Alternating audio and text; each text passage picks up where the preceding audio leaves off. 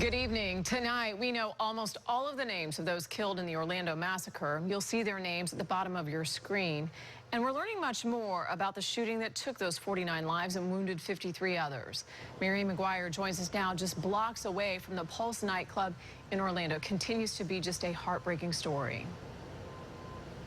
Well, several blocks of Orange Avenue are still blocked off tonight as detectives process this crime scene. We now know that those first shots were fired at 2:02 yesterday morning, and the shooter was confirmed dead just before 6 a.m. by Orlando police. Tonight, we're getting a first-hand look at horrific video shot inside the club during that shooting. Published on the social media app Snapchat, multiple gunshots can be heard firing off as Amanda Alvear, confirmed as one of the 49 victims, scans the crowd anxiously.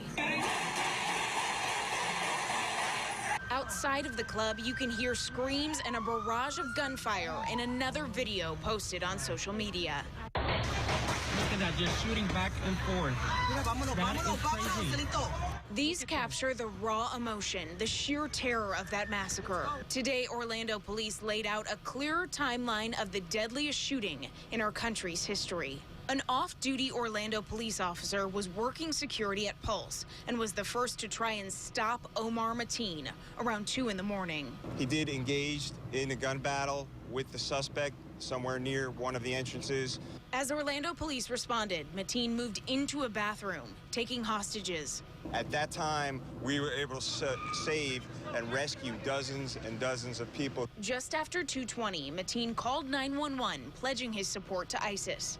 It is then that police began to assemble SWAT operations. We believed further loss of life was imminent.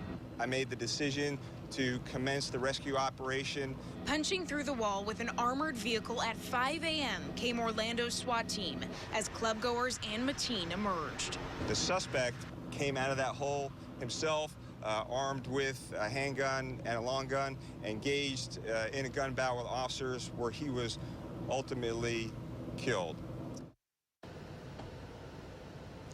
The FBI and federal law enforcement are now investigating to see whether or not Omar Mateen had accomplices in plotting out this atrocity.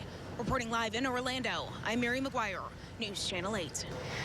Tonight, there are vigils planned all around Florida and throughout the country. One of the largest is just now getting underway in Orlando. We want to show you a live picture from the vigil at the Dr. Phillips Performing Arts Center near City Hall.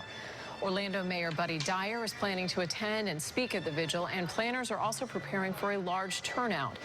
News Channel 8's Paul Mueller is at this vigil tonight, and we will hear from him coming up on News Channel 8 at 8 over on Great 38, as well as tonight at 11.